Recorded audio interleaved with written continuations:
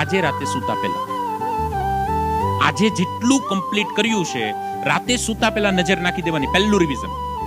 બીજું રિવિઝન 12,730. પછી બીજું ફિગર શું છે? બીજું એટલે કે બીજા દિવસે એ સબ્જેક્ટ હાથમાં લેતા પહેલા, આજનું નવું શરૂ કરતા પહેલા કાલે જે કરેલું એને જોઈ લો, પછી આજનું નવું શુભારંભ કરો. થર્ડ રિવિઝન 12,730 7 એટલે કે 7મા દિવસે રવિવાર રિવિઝનનો વાર.